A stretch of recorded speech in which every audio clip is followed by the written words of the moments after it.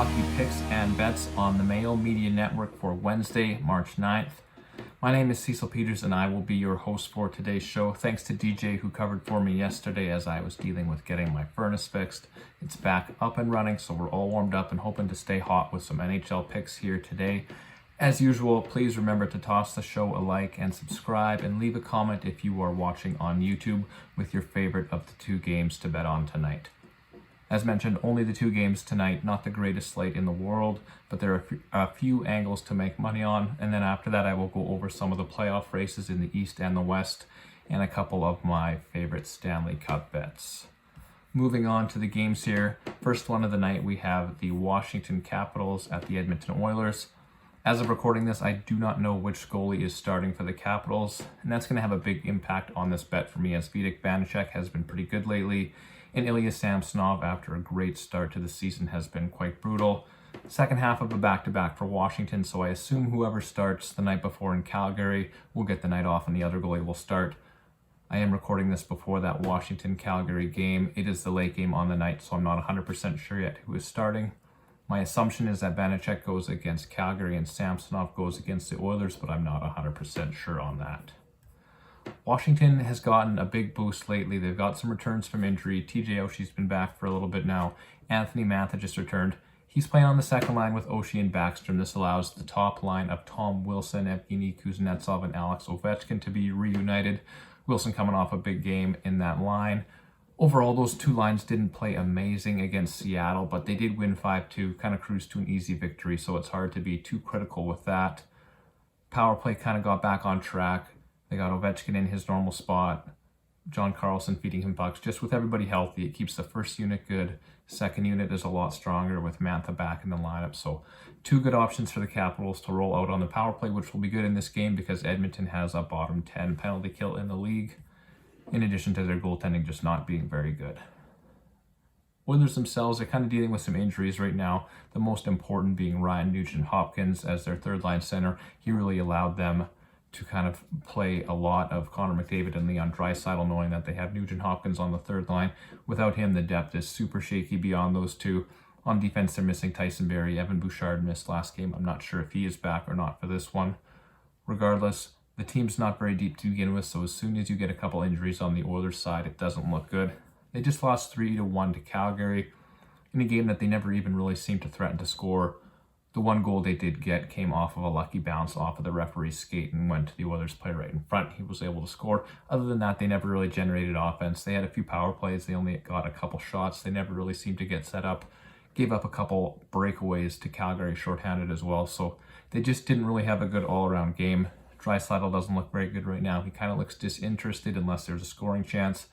Even when he is getting chances to score, he's not burying it right now. On the power play, he is managing to get a few pucks on net, but that's about it. There's just no hustle in this game. He looked pretty lazy on the back check. He looks lazy with the puck. He looks lazy on his way to change. So he's a hot and cold player. When he's hot, he's one of the best in the league, but when he's cold, he is not great. Probably going to heat up again at some point, but right now is definitely not that time. Kind of crazy to think that at the start of the year, McDavid and Draisaitl, even 10, 15, 20 games in the season, there was talk about these guys being on pace for 200 points. It just doesn't look like that right now. McDavid had a couple nice jumps against the Calgary defense last night, but wasn't able to get anything past Jacob Markstrom. So in this game, like I said, the odds are plus 110 for Washington, minus 130 for the Oilers. I do think that probably changes depending on how Calgary plays the night before, depending on who they start in net, depending on how Washington plays in Calgary the night before, depending on who they start in net here, and also depending on who Edmonton goes to in net. As Mike Smith has been brutal, Mikko Koskinen has been decent when he starts, but he's lost his last couple as well. If Vitek Vanacek does get the start, I will bet on the Capitals at plus money. If Ilya Samsonov is in net, probably the only bet in play for me would be the over. A couple goal scoring props I like. Tom Wilson, he's back up on that first line where he usually plays. Hasn't done much of it this season just with all the line mixing and matching they've had to do with the injuries. He's back on the first line. He had a really strong game last time out. I like for him to keep that going. And on the Edmonton side, probably the only guy I really trust going to is Connor McDavid.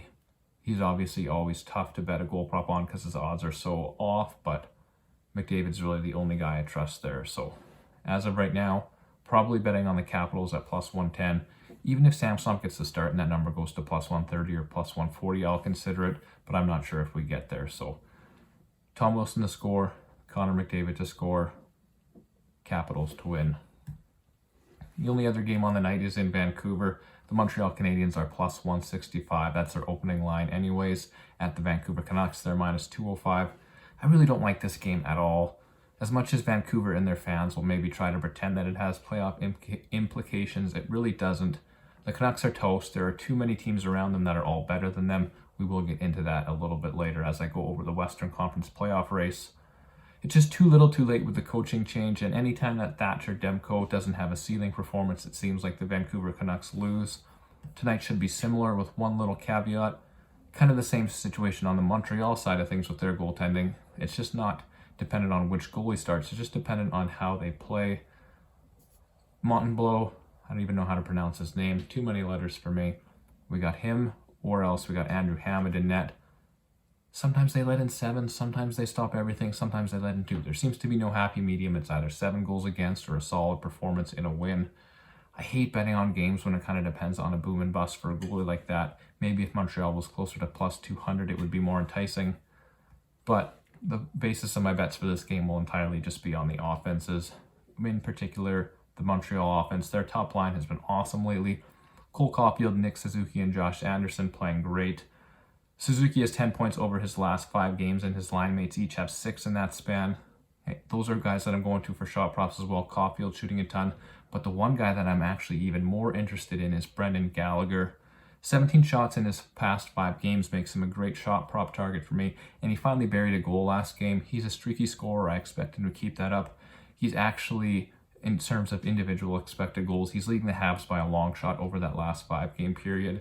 Over 3.5 expected goals for Gallagher despite only scoring once. He's due to keep putting them in the back of the net. He's from Vancouver. He always seems to play well against the Canucks. So everything to me points to Brendan Gallagher having a great game.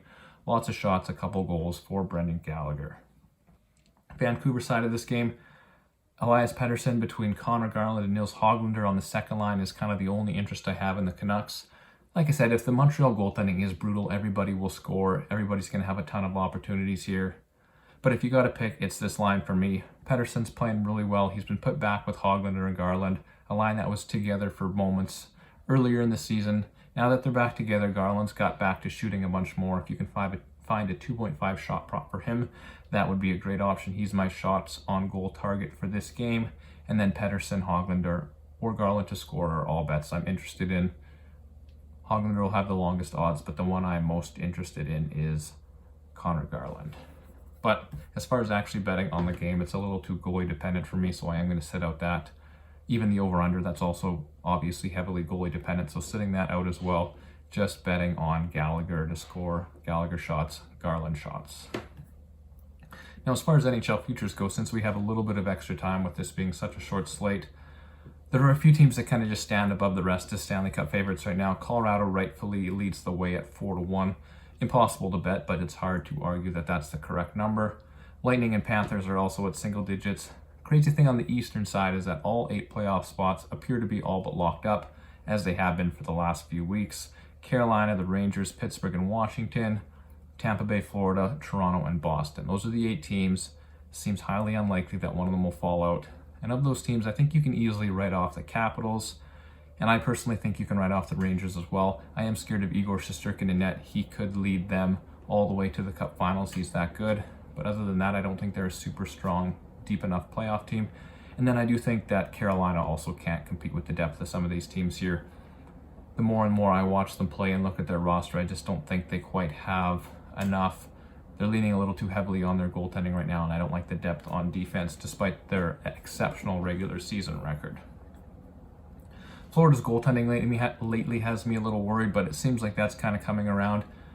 They appear to be built perfectly for the playoffs. They're deep, they're big, they're fast, they hit hard, they can play physical, they can play finesse, they can play a skill game. Any way that you want to play, the Florida Panthers can play, as long as they can get either Spencer Knight or Sergei Bobrovsky back on track making some saves. They will put up a challenge to any team in the East.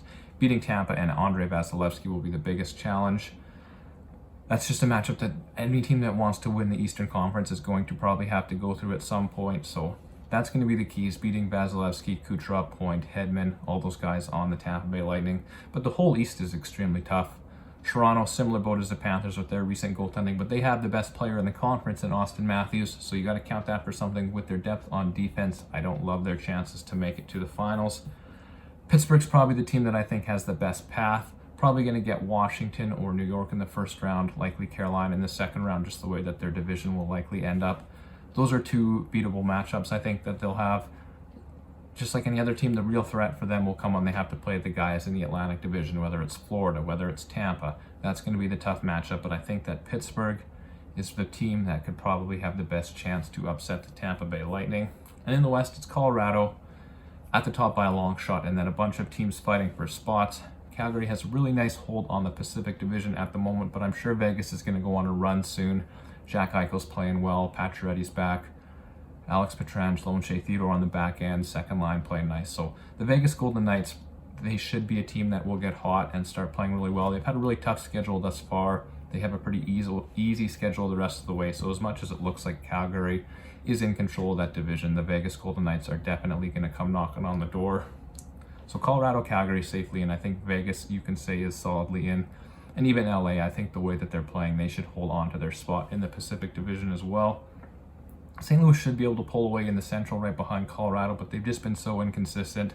Behind them, we have Dallas and Minnesota. Minnesota seemed like they were locked into that second spot in the Central Division a while ago, but they've gone on a losing streak. Their goaltending's been brutal. And Dallas, who was actually way behind them coming out of the All-Star break, has gone on a nice little winning run, spurred by the goaltending of Jake Ottinger. So they are looking like they might jump into second place in that division. Dallas, Nashville, kind of the teams that are currently in the wild card spot. I expect at least one of them to pass Minnesota unless they turn it around. So it sounds crazy to say, but really the teams that are fighting for that final playoff spot: Minnesota, Dallas, Nashville, Edmonton, and Anaheim. Anaheim, I think you can write off. They've had a great start, but they just don't quite have what it takes in the deep West. And the Oilers, it seems crazy after their hot start that they are out of the playoff spot right now, but they're currently not in one. And all these teams that are ahead of them are better hockey teams. So Edmonton's really going to need to lean on McDavid and Draisaitl to get them there. I don't know if it happens. As far as making the Stanley Cup Finals, Colorado is obviously the favorite. I could see Dallas giving them a run. Dallas matches up quite nice against Colorado. They've beaten them already this year. Their goaltending is probably better than Colorado's. But Nathan McKinnon's going to be on a mission in the playoffs, so that's going to be tough. Calgary and Vegas should meet up in the Pacific Division. That'll be a tough series either way. Vegas has a little bit more talent on the back end. Calgary's lack of a true number one defenseman scares me. And on both sides, I don't love the goaltending deep in the playoffs. I think both of those guys have the potential to get a little bit fatigued. But I do think that one of those two teams comes out, and then whoever beats Colorado, or whoever Colorado has to beat, will lead to a likely Stanley Cup final matchup of the Colorado Avalanche, the Vegas Golden Knights, or the Calgary Flames against, in my opinion, Pittsburgh or Tampa. So if I had to bet on a winner right now, numbers-wise, it would probably be Dallas, just because they're 40-1. Colorado should beat them, but at 4-1 to win the Stanley Cup, I just can't get behind that. So I love the 40-1 on Dallas. I love the 16-1 on Pittsburgh. But in all reality, it seems like we're headed for the Colorado Avalanche against probably whoever comes out of the Tampa Bay, Florida matchup in the East. As usual, thank you so much for watching. We're going to have Jake take you through the Thursday slate, and then I will actually be back on Friday. DJ covered for me yesterday, so I will cover for him on Friday, so we will see you guys then.